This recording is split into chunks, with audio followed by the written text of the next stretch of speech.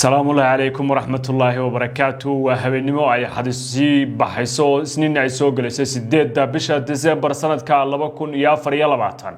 كبيهم بوحن ويجي دونا حالك دالك سوريا habeenkii koobaad ayaa u dumay Suuriya markii ugu horeysay iyadoo aan reer Asad xukunka dalkaasi haynin muddo ka badan 53 sano magaca Asad kan ugu sharafan ee dalkan ahaa waxaanu gabihaan barnaamijka nacaaw aanu ku eegaynaa wararkii ugu dambeeyay xaalka dalka Suuriya dhacdooyinka maanta dhacay ee aan la weerin iyo wax kasta oo ku saabsan xaaladda sida degdeg ah isku bedeshay ee dalkan أرقام كلاشوا وجوري سي عصر الله ديسي وكيالا مقالة نيروبي جارهان حافظة كلاشوا وجوري لا أديجي ذا أساسية هذا بهدي عدني نيسوين مقالة نيروبي أتجوري كيف ستون نقل صحرير تلفون هذا الشاشة دكو قرن أي نكورين الجولاني خد بدي سي وجوري سي أي شعب كوجيدي ninka loo malaynayo inuu qaban doono mid kamid ah xilalka ugu sareeya ee dalka Suuriya hogaaminayna ciidankii talada dalkaasi ka daadfeeyay waa barigii saaka madaxweynihii dalka ee Suuriya Bashar al-Assad ninka lagu magacaabo Ahmed al-Sharic ama Abu Muhammad al-Golani ayaa bartanka magaalada Dimashq halka loo yaqaan fagaaraha umuuyinta ka khudbeeyay masjidka weyn ee jaamaca umuuye halkaas ku yaala ayuu hadalka jeediyay أحمد شرع يا قلبته حل الدمسوق قاري مقالة عاصمة دمشق كدي مركي وجودها وقلي مقالة وحيسقي يعيدك إلى السعودية بالأركي يجو سجود للدعاء وهنا وبيكسر المسجد كأموي هذا الذي يسوق مهم سنة وهالكاس جديد كجديد وحكم إذا هاي نوشة جدت كرير سوريا النظام كفاسد كها وهو قامنا بشار يا به حافظ الأسد أي دت كسوريا وهر سيدان أنا كوكلا قيبيان كوع قبل يفرقوين ساي حكم كوهايستان taas waxa uu sheegay gabalkeedu dumay oo laga soo gudbay hogaamiyaha howlgelinta ciidamada ee dalkaasi taladiisa la wareegay Abu Muhammad al-Golani waxa uu sheegay in dalka Suuriya ay leeyihiin dhammaan reer Suuriya oo midaysan wixii laga bilaabo maanta ay u tahay waa cusub oo midnimo albaabkii sharka iyo kala qaybinta la soo laabay waxaana intaasi u raaciyeen dadka Suuriya ay u istaagaan inay walaalnimo iyo midnimo dalkooda ku dhisaan way ka shaqeeyaan dhamaystirka halgankii ay soo bilaabeen 2011 waxaana uu sheegay in la soo xiray gabihaan albaabkii kala qoqobka bulshada dalka Suuriya Ahmed Sharic ayaa sheegay in Bashar ahaa bahal oo dadkiisa oo dhan xabsiga u taxaabay sidaas oo kalena ay la dagaalameen kadibna baweyne guusha weyn uu dhankooda ku abaalmariyay dadka Suuriyana ay guushaasi gaareen waxaana uu tilmaamay in loo baahan yahay wadajir looga gudbo waqtiga adag telefishinka qaranka ee dalka Suuriya ayaa markii ugu horeysay hadalka Abu Muhammad al-Golani toos looga baahiyay waxaana ka horeeyay in telefishinka laga sii daayay dhowr wareegto oo maanta soo saaray kuwaas oo dhaqan gal noqdo ay ka mid tahay tan cafiska guud xilsiyahaynta wasiirka koobaad ee nidaamkii dhacay iyo tan ugu dambaysa oo ah bandowgii lagu soo rogay galnimadii caawa ilaa 5 Brito ee subaxnimo guud ahaan dalka Suuriya gaar ahaan magaalooyinka waaweyn oo la amray in gabi ahaan bandowgan uu ka dhaqan galayo dawladda Ruushia markii ugu horeysay ay Moscow ka hadashay xaalka Suuriya tani markii gabi ahaanba xukunka la dhaafiyay nidaamkii ay sida daran u taageertay 15 sano ee la soo dhaafay wasiirka amuraha dibadda u qaabilsan Ruushka Sergey Lavrov ayaa ka hadlay xaalka Suuriya waxaana uu sheegay in Asad iscasilay wasiiradiisana ku amray in xilka si nabdoon ku wareejiyaan dalkana uu isaga baxay Ruushku ma caddayn halka uu aaday madaxweynaha la weysan yahay oo inta badan saxaafadda caalamka ee uu maamulaya ay tabinayso inaan nolol iyo geeri toona lagu haynin warka waayida Asad oo aan galabta tabinay ayaa wali ah mid sii xoogaysanaya inkastoo ay la hadda il rasmi ah oo sugan aysan arintan ka hadlin madaxweynaha dooran ee Mareykanka Donald Trump waxa uu wax la yaabo iyo wax mucjiso ah ku sifeeyay waxa ka dhacay dalka Suuriya Donald Trump oo xukunkan la wareegin ayaa fajaciya ama ka ku tilmaamay waxa ka dhacay dalka Suuriya waxaana uu sheegay in marar badan oo xanuun badan oo ka adag ay soo mareen Asad balse uu ka badbaaday tan maanta xilka ku waayay ayuu sheegay inay qaadan waa dhankiisa tahay isagoo intaas ku daray inaysan faragelin ku sameynaynin waxa ka socda gudaha dalka Suuriya iyo aragtida ay leeyihiin dadka dalkaasi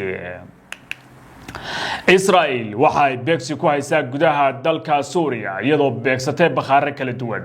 inta la xaqiijiyay Israel ayaa qabsatay buurta istaraatijiga ee Jabal Sheikh oo buur ku wareegsan dhulka iyo buuraha ay haysato ee Golan Heights taasoo ah in ka badan 40 sano ay Israel ka soo talowday xadka ay calaamasatay sanadkii 1976 dhanka kale Israa'iil ayaa duqeymo ka geysatay magaalada Dimashq meelaha ay beegsatay oo qaraxyadu ay ka dhaceen waxa kamid ah xarunta cilmi baarista Suuriya oo ku taala caasimadda Dimashq halkaas oo Israa'iil ay sheegtay in lagu bacriminayo hubka kiimikada oo aysan rabin xilligan inay gacanta u galaan ciidanka mucaaradka talada dalkaasi la wareegay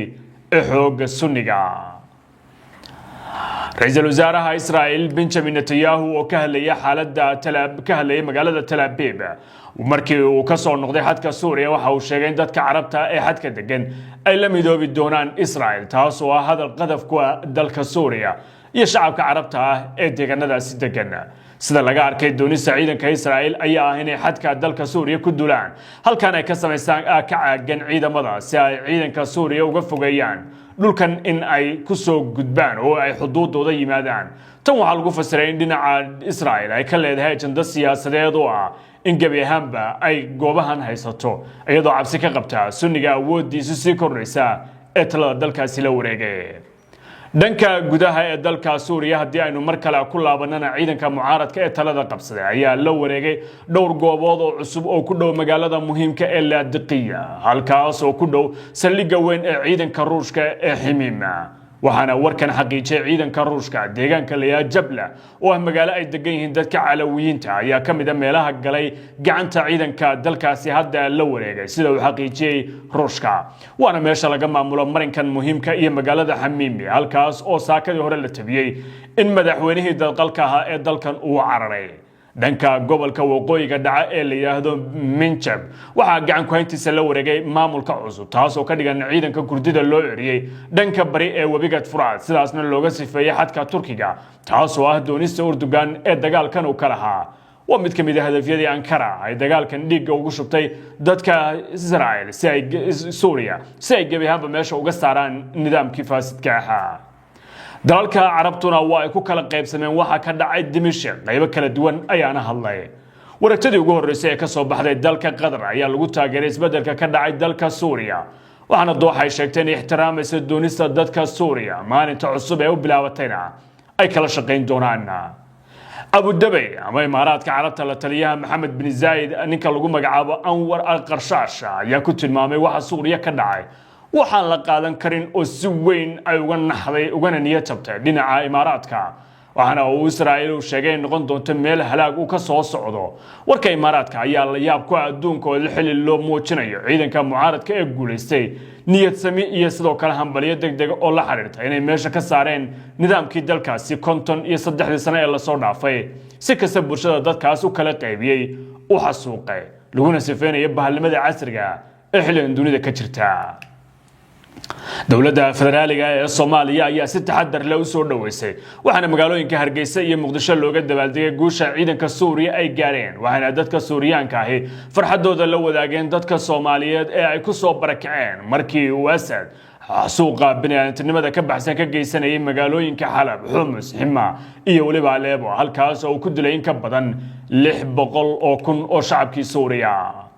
ugu dambeynna waxa guud ahaan dalka Suuriya ka socda dabaaldeg farxad leh oo isqabsatay bari ilaa galbeed waxaana magaalooyinka waaweyn ee dalkaas ugu soo baxay dadweynaha cabursanaa ee dalkaas guulaha farxadda lana waxa barbar socday muuqaalada xanuunka badan ee inta xambaarsan ee laga soo tabinayo xabsiyada dalkaas oo ah kuwa calool xumo leh. barnaamijyadeena soo socda ayaan ku soo qaadan doonaa waxa ka socday xabsiga la yiraahdo Zaydanya kaas oo ah kii ugu darnaa ee caalamka ku yaala ee dad lagu ciqaabo. sidoo kale magaalooyinka waaweyn ee dunida ayay dadka Suuriya isugu soo baxeen gabi ahaantoodba si ay u muujiyaan guushan weyn ee ay gaareen. American International School oo xarumo kula dalka Mareykanka ayaa lagaga furay magaalada Nairobi waxa uu ku hayaa tacliin tayo sare leh oo la mid ah tan USA iyo shahaado ilmahaaga u ogolaanaysa gelidda jaamacadaha Mareykanka. qabashada ardayda ayaa socota kala xiriir telefoonada shaashada ka muuqda.